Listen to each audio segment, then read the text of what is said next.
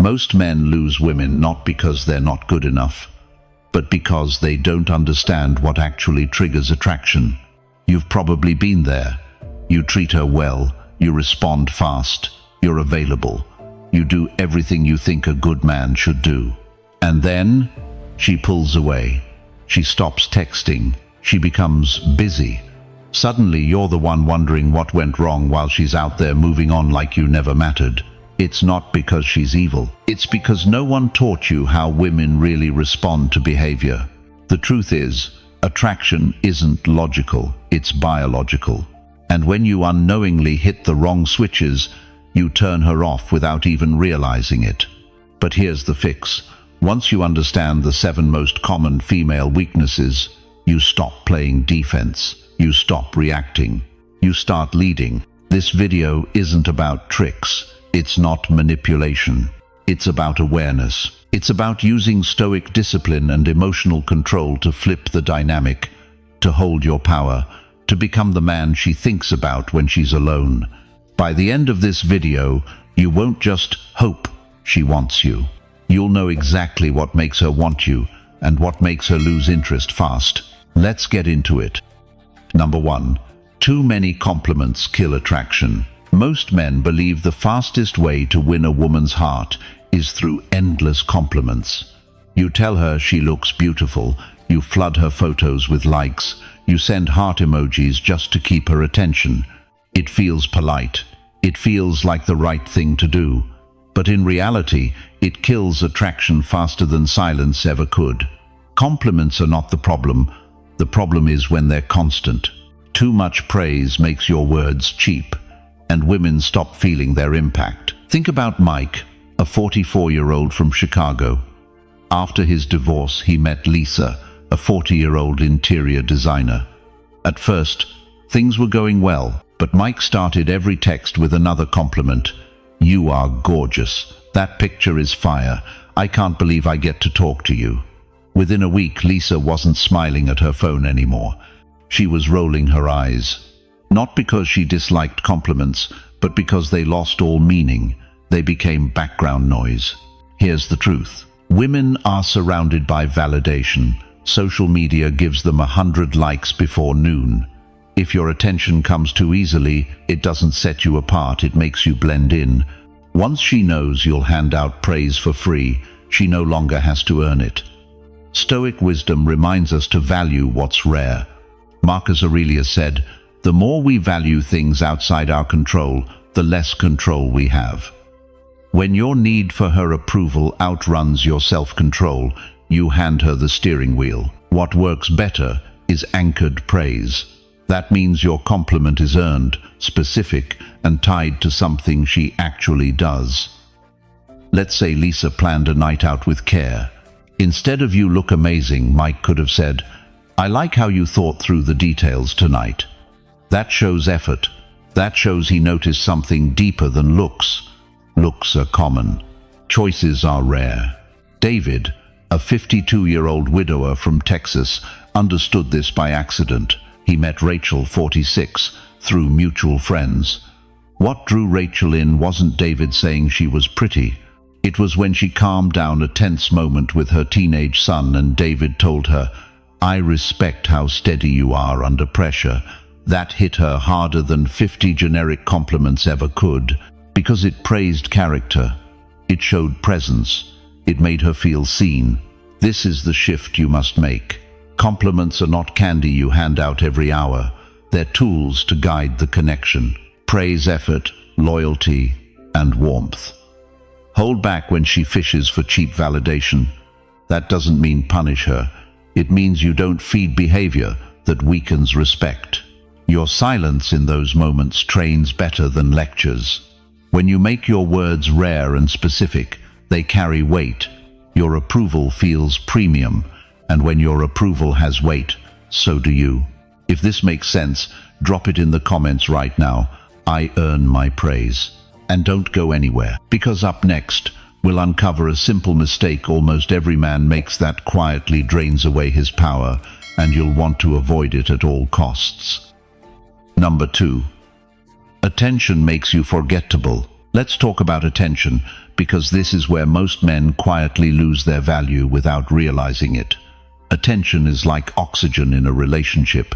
Too little and things fade, too much and you smother the flame. Most men don't understand this balance. They think being available every second, replying instantly, liking every post, double texting when they don't hear back is the way to show interest. But all that does is teach her that your time is cheap, and when your time is cheap, you become forgettable. Here's the loop you need to understand. Every time you hit like, comment, or fire off a quick WhatsApp text, you're giving her a little dopamine hit. If she can get those hits from you, no matter how she behaves, she doesn't have to invest. She can do the bare minimum and still feel rewarded. That kills attraction. You're not leading anymore.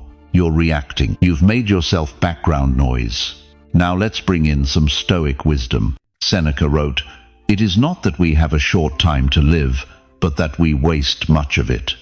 Think about how much time you waste glued to your phone, firing off messages, waiting for replies, scrolling her stories. That's time you never get back. And worse, it's time that communicates the wrong message. You're showing her that she sits above everything else in your life. Work, health, friendships, purpose, pushed aside for a notification. That doesn't feel attractive. It feels desperate. The solution isn't coldness, it's calibration.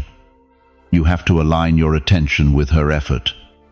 When she invests, you respond with presence. When she doesn't, you don't chase. You let silence do the teaching. This doesn't mean ignoring her on purpose. It means respecting your schedule, your priorities, your own life. Create natural windows for connection. Maybe you check messages in the afternoon and again in the evening. That rhythm alone makes your time feel more valuable because you're not constantly available. Look at how this changes the energy.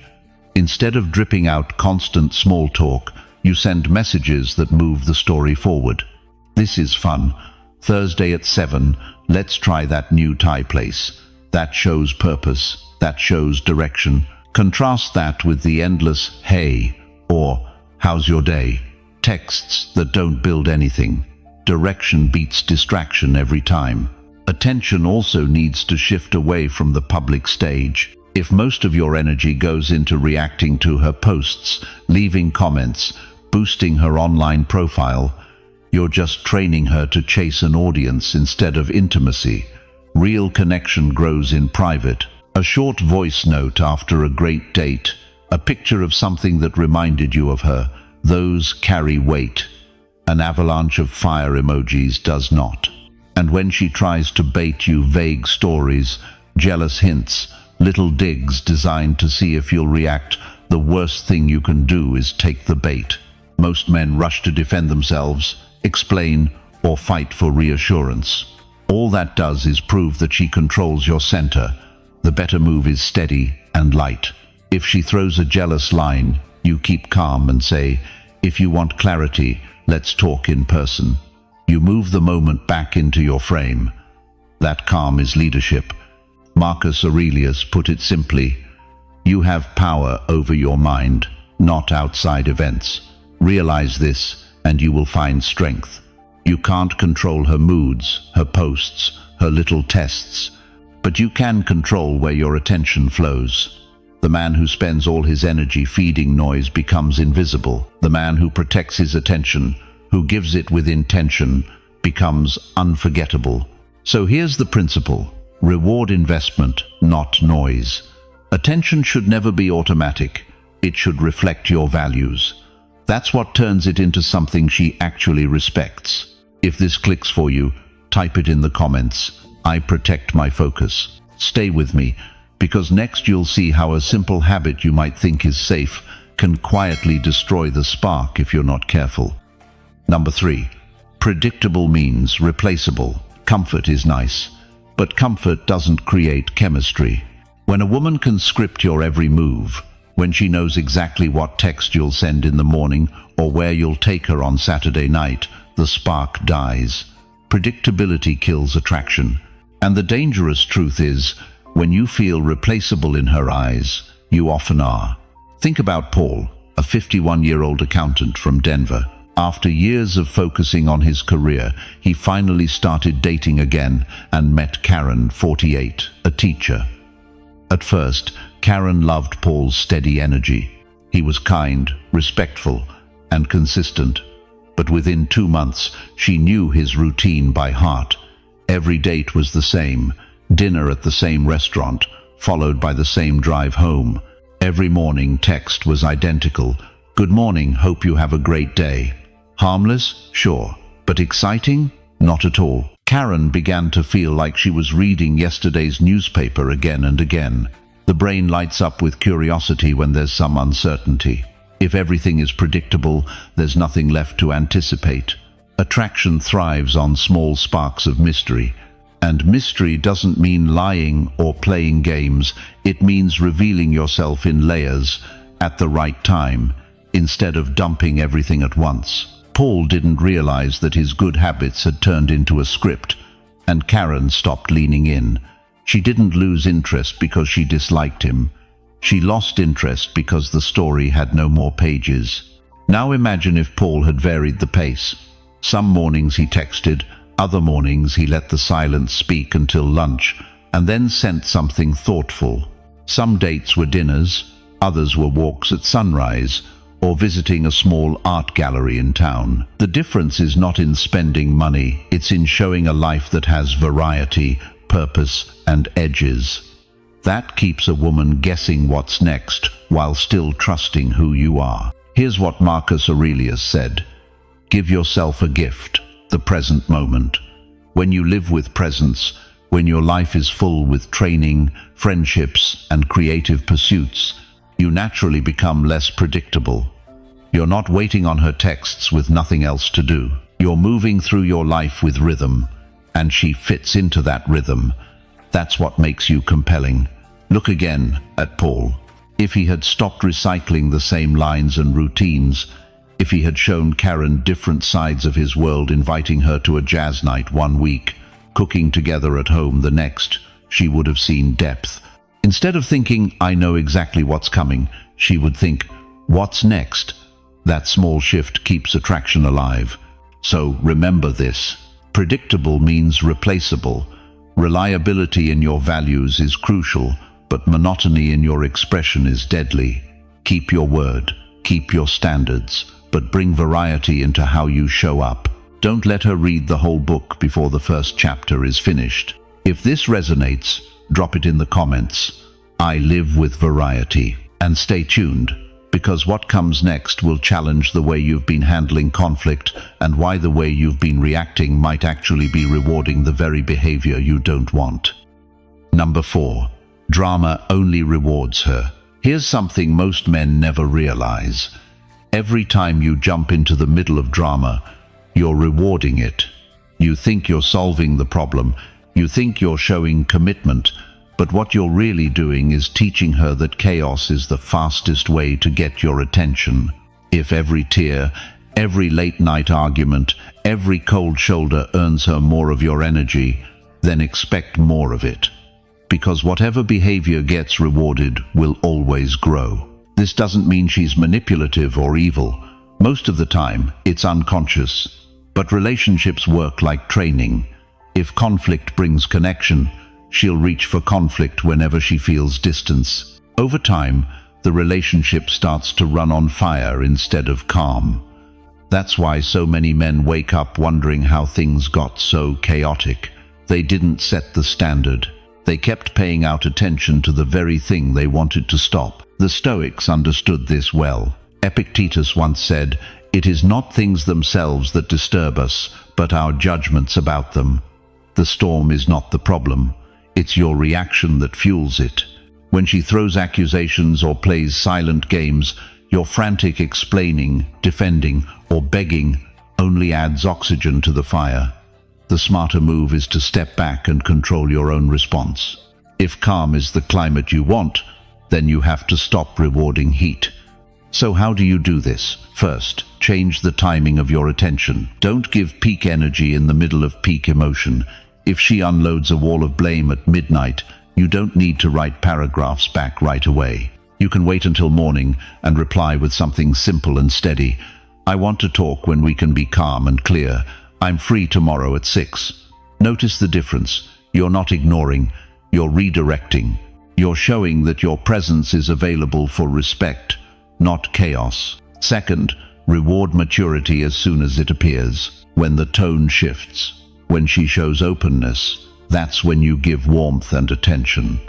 This is how you train the relationship to associate closeness with respect, not with fighting.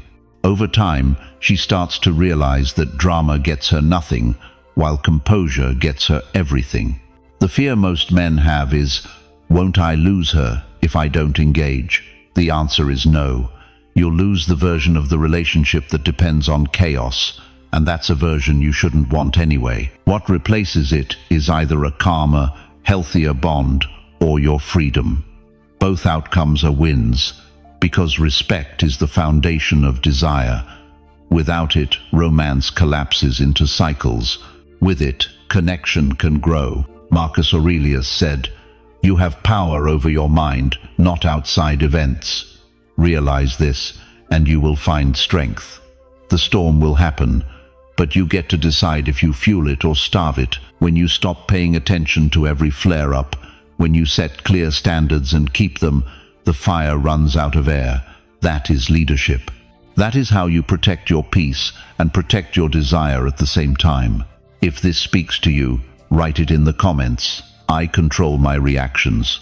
And keep listening, because next we'll uncover something subtle that women do almost without thinking, and how your response in those moments decides whether she feels attraction or loses it. Number 5. She will test you. Every man needs to understand this truth.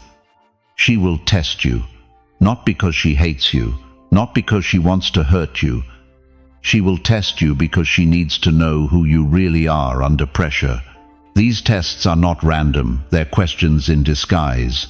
Questions like, are you steady? Do you mean what you say? Can I trust your frame? Or will you fold the moment things get uncomfortable?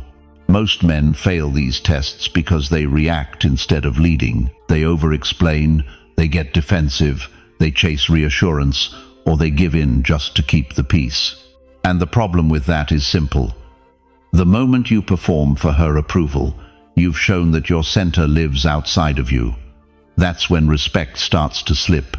And when respect slips, attraction follows. Let's take a real story. Tom, a 55-year-old contractor from Ohio, started seeing Melissa, a 52-year-old nurse. Early on, Melissa would throw little lines like, "You probably have other women you're texting," or she'd suddenly go cold after a good date just to see what Tom would do. At first, Tom panicked. He'd send paragraphs, reassure her over and over, and even apologize for things he hadn't done just to get her back on track. But the more he did that, the colder she became. Why? Because his reactions proved the test was working. She could shake him whenever she wanted. One night, Tom decided to do something different. Melissa sent a vague, jealous text late at night. "I bet you're out with someone else." Instead of defending himself for 3 pages, Tom replied the next morning with a calm line. "If you want clarity, we can talk in person. I'm here for us, not drama." That was it. Short, warm, steady. For the first time, Melissa felt him leading instead of chasing. She didn't like losing control at first, but deep down, it made her feel safer. She started leaning back in because Tom showed he could set the tone. This is what tests are all about. They're invitations for you to prove your steadiness. Sometimes it's her going cold to see if you'll beg. Sometimes it's her canceling last minute to check if you'll still rearrange your life for her. Sometimes it's a sharp little jab to see if you'll snap back or keep calm. The wrong move in every case is to lose your frame. The right move is to slow down, state your standard, and keep living your life. Marcus Aurelius said, "If you are distressed by anything external, the pain is not due to the thing itself, but to your estimate of it." Tests only hurt when you take them personally. When you see them for what they are, a question about your steadiness, they become opportunities. They let you demonstrate leadership without a speech. So here's the rule. Acknowledge what's happening, state your frame, offer direction, and hold the line. If she goes cold, you don't chase with 10 check-ins. You say, "Looks like you're tied up. Ping me when you're free, and we'll plan something fun." If she makes a sharp comment, you don't match edge with edge. You say, "I'm here for playful, not disrespect. If we keep it kind, I'm in." The words matter less than the tone. Calm, grounded, forward. Tests aren't a sign she doesn't like you. They're proof she's searching for a man strong enough to hold steady. When you lead through them, you don't just pass, you build trust, respect, and attraction all at once. If this hits home, put it in the comments. I hold my frame. And keep watching, because next we'll break down a quiet shift that changes how she values your time and why the way you use it determines whether she chases you or forgets you. Number 6. Distance makes her want you. Time is the most expensive thing you own. And here's the paradox. The more freely you give it away, the less it's worth. Most men don't realize this. They think being available at every moment shows devotion. In reality, it sends the opposite message. Unlimited time signals low value. Scarcity creates desire. When you protect your time, you don't push her away, you pull her closer. Think of it like this. If you're free whenever she calls, if you drop everything the second she asks, you've told her without words that your world revolves around her. At first, she might enjoy it, but soon it becomes clear. Your schedule has no weight. Your yes means nothing because you never say no. And when your time feels cheap, so do you. This doesn't mean being distant or cold. It means being structured. You set blocks for work, training, family, recovery, and you honor those first. When she sees that you have a life with edges, she respects it. And when you do offer your time, it feels special. 10 focused minutes of presence beats an hour of half-distracted chatter. Presence is premium. Scarcity makes it possible. Marcus Aurelius wrote, "Waste no more time arguing what a good man should be. Be one." Living with structure is part of that. You don't need to argue your value. You show it by guarding your calendar, by making your availability specific, not endless. Instead of, "I'm free whenever," you say, "Friday's booked, but Sunday at 6 works." That communicates direction, a full life, and an invitation. It signals that spending time with you requires planning, and anything that requires planning gains weight. Texting needs the same principle. Endless back and forth leaks value. Use messages to set plans, share a quick moment, then step out. Save depth for voice or face-to-face. If she tries to keep you in a constant loop, guide it gently. "I'm stepping into work. Call you tonight at 8. You just priced your time and gave her something to look forward to. Distance also exposes truth. If she cancels last minute more than once, you don't punish or plead. You reset the standard. No stress. Let's pick a day you're sure you can keep. That line tells her you're not backup. You're a commitment worth showing up for. If she gives breadcrumbs, you respond calmly. "Sounds like timing's off. Ping me when you can do real plans." Then you live your life. No essays, no edge, just quiet standards. Seneca said, "Life is long if you know how to use it. Use your time wisely. Protect it like it matters, because it does. The right woman will appreciate it, because it shows you value her time as well. You become the anchor, not the entertainer. Your yes becomes powerful. Your no becomes final, and both make you more attractive. If this resonates, drop it in the comments. I value my time. Stay with me, because next we'll uncover why the story you hold in your mind is the strongest force in any connection and how it silently shapes whether you lead or lose. Number 7. Control the frame. Win her. Every relationship lives inside a frame. The frame is the story you carry about yourself and about the connection. When you control that frame, you lead. When you lose it, you chase. And here's the truth. Attraction flows to the man whose frame is strongest. Take Richard, a 56-year-old business owner from Phoenix.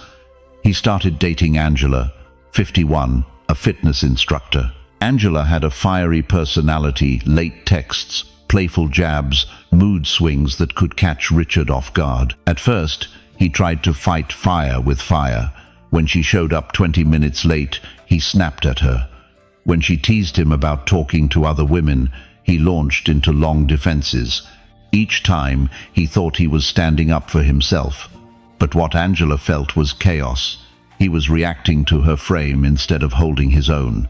One evening, things shifted. Angela walked into their dinner late again. This time, Richard smiled, leaned back, and said calmly, "Good to see you. Next time, let's keep it within 10 or we'll reschedule." No anger, no lecture, just a clear standard inside his frame. Angela laughed, but she also adjusted. She felt his steadiness. That's when respect started to grow. The frame is about climate. You can't control every storm, but you can decide the weather you allow around you. Marcus Aurelius wrote, "You have power over your mind, not outside events. Realize this, and you will find strength." When she tests with moods, delays, or little jabs, your strength is not in proving yourself. It's in holding your calm, setting your standard, and staying on track. Richard learned that presence was louder than protest. Shoulders relaxed, voice slower, eyes steady. That body language told Angela more than any speech. It said, "I'm not shaken, I'm not chasing, I decide the tone." And the remarkable thing is, the calmer he became, the more Angela leaned in. Because deep down, women don't feel safe with men who argue for their value. They feel safe with men who demonstrate it. Now, controlling the frame doesn't mean being rigid or domineering. It means being the anchor. If she drags you into endless text arguments, you don't fight paragraph for paragraph. You move it back to where you lead best. I don't do heavy talks over text. Call me at 8 or we'll talk tomorrow. If she tries to spike your emotions with jealousy, you stay grounded. If you want clarity, happy to talk properly. Tonight, let's enjoy dinner. Each time you redirect to your lane. Angela admitted later that what drew her in wasn't Richard's defenses. It was his ability to stay steady when she was unsteady. The frame became his strength, and because he held it, she respected it. Respect fuels attraction.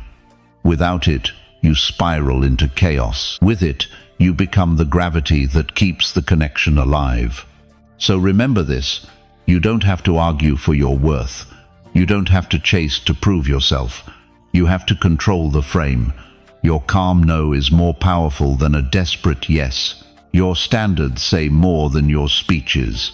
And when you set the tone, you win not through control, but through presence. If you're ready to live this, write it in the comments. I hold my frame. And don't go anywhere, because we're about to bring it all together. The habits that make you steady, attractive, and hard to replace, so you can finally lead connections that work for both of you. Number 8. Mystery beats full honesty. Most men are taught to believe that total honesty means total attraction. Share everything, reveal every detail, open up every corner of your life, and she'll trust you more. The problem is, it doesn't work that way. Overexposure kills curiosity. When she knows your routine, your opinions, your past, your dreams, and even your fears all in the first month, the mystery is gone. And once the mystery disappears, so does the tension that keeps her engaged. Mystery isn't about lying. It isn't about hiding your character. It's about pacing what you reveal. Think of it like a story. If an author told you the ending on page 1, why would you keep reading? Attraction works the same way. A woman wants to turn the page. She wants to discover your depth step by step. When you rush to unload your entire story, you rob her of the most powerful part of romance: anticipation. The Stoics understood this on a deeper level.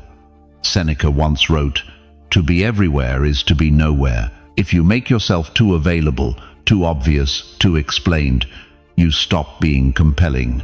Presence is stronger when it's measured. You create weight when you don't put every card on the table. This isn't about playing games. It's about giving your words and your life room to breathe.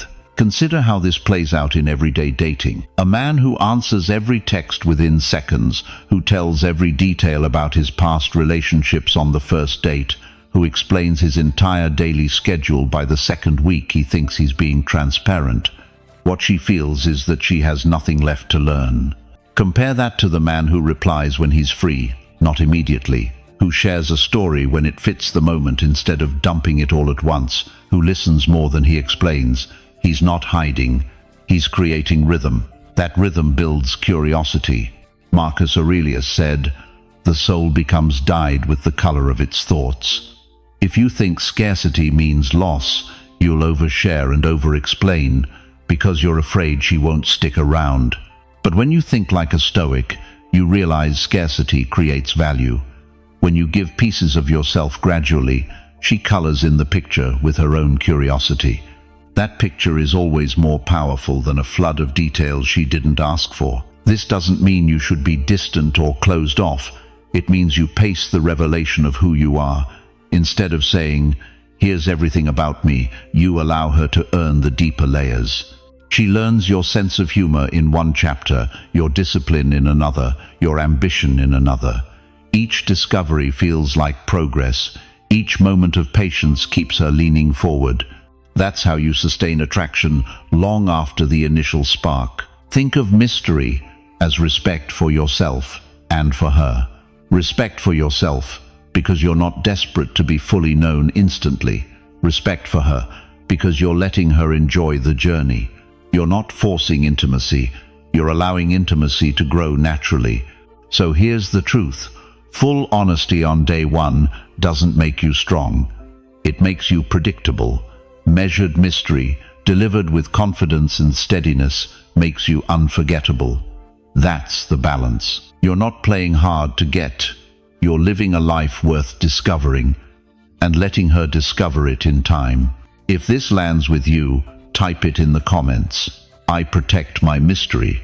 And keep listening, because what comes next will show you how your presence alone, without words, without effort, can turn her thoughts toward you in ways that looks never could. Number 9. Presence turns her on. There's something most men underestimate. The power of presence. Not gifts, not clever lines, not even looks. It's the energy you carry when you walk into a room. It's how you sit, how you listen, how you breathe. Presence is magnetic, and it turns women on in ways that surface charm never can. Let me paint this with a real story. James, a 53-year-old sales manager from Dallas, had been single for a few years when he met Claire, a 50-year-old marketing consultant. James wasn't the tallest guy in the room. He wasn't flashy, and he didn't have the biggest paycheck. But here's what he did have: presence. When Claire spoke, he didn't interrupt or check his phone. He locked in. He leaned slightly forward, then leaned back with ease. He let silence hang without rushing to fill it. Claire later admitted that what pulled her in wasn't what James said. It was how he carried himself. She felt seen, not managed. That presence was electric. Here's the difference. Most men get nervous with silence. They overtalk, they fidget, they scroll. What they don't realize is that this restless energy communicates insecurity. A woman doesn't feel safe with that. She feels like she has to carry the moment. But when you relax into stillness, when you stand tall, keep your shoulders open, and simply breathe slow, she feels your steadiness. That steadiness is deeply attractive. It's primal. It tells her you're anchored, and anchored men are rare. Marcus Aurelius once wrote, "Nowhere you can go is more peaceful than your own soul." That's what presence is: peace in motion. You don't need to dominate the space with volume or jokes. You hold it quietly, and people feel it, especially women. When you practice presence, you're showing her you don't need to perform. You're enough as you are. That paradox, calm yet confident, triggers her attraction stronger than overcompensation ever could. James and Claire's second date drove this point home. They sat at a small Italian place. Instead of filling every moment with chatter, James let Claire talk. He nodded, asked short but thoughtful questions, then smiled and leaned back. He wasn't rushing the night, he was enjoying it. Claire later said she couldn't stop thinking about him after that evening, not because of what he revealed, but because of how she felt in his company. Safe, desired, and respected. That's the power of presence. So how do you build it? You practice being comfortable in your own skin. At dinner, put the phone away. At home, sit still for 10 minutes without distraction. At the gym, move with focus instead of frantic energy. These little habits train your nervous system to slow down.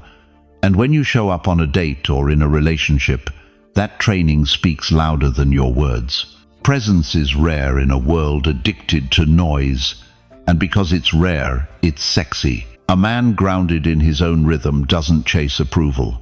He doesn't seek permission. He simply is, and that beingness is irresistible. So remember, looks fade, words get forgotten, but presence lingers. It's what makes her think about you long after you've left the room. If this resonates, put it in the comments. I lead with presence.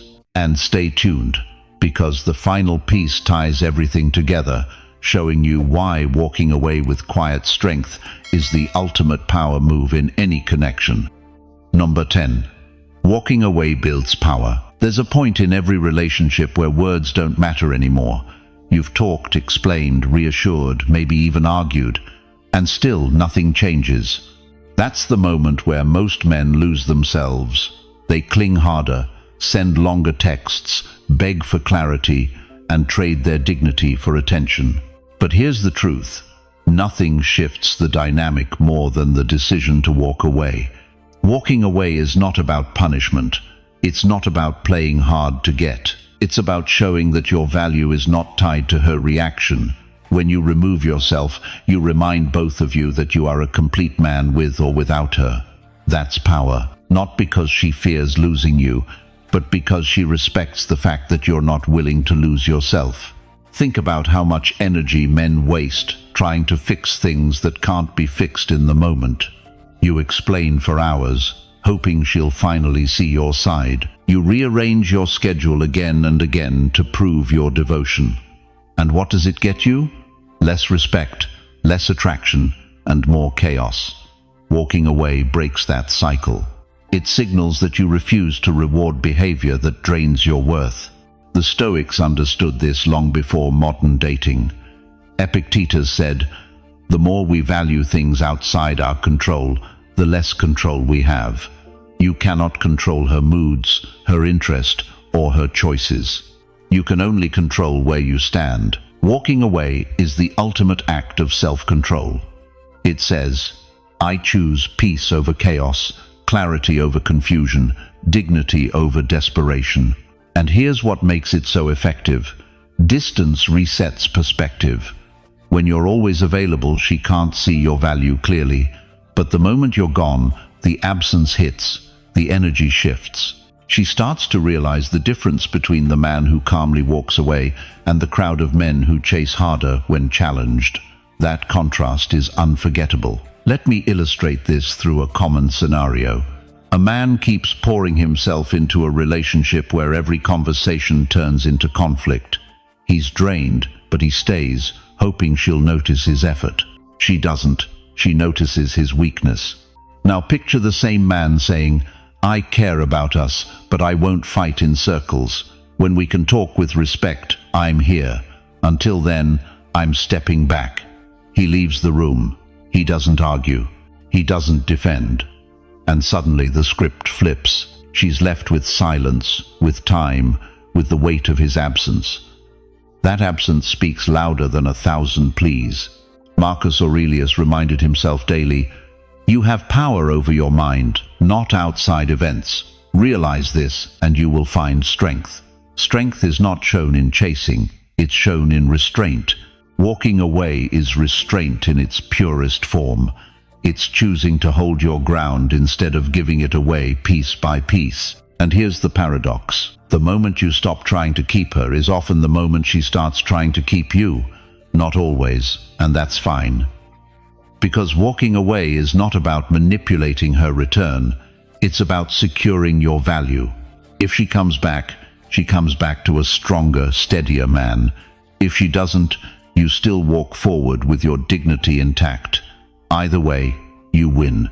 So remember this, staying when respect is gone weakens you. Walking away builds power. It tells the world you're not afraid of loss because you already have the one thing that matters, yourself. That's the final test of attraction and the ultimate act of leadership. If you feel this truth, write it in the comments. I choose myself. So there you have it. 10 female weaknesses every man must understand. These aren't tricks, they're not games, they're the reality of attraction and psychology. When you learn to control your words, your time, your frame, and your presence, you stop chasing and start leading. You stop reacting and start living like a man who knows his value. Remember, this is about discipline, awareness, and respect for yourself first, and then for the women who step into your life. If you can hold that, you'll never need to beg for attention again. She'll feel it, she'll respond to it, and you'll finally lead from a place of strength. If this video gave you clarity, make sure you hit subscribe so you don't miss what's coming next. We're building men who live with power, purpose, and calm, and every new lesson builds on the last. Thank you for spending this time with me today. Take these insights, apply them, and watch how your relationships transform. I'll see you tomorrow with another video.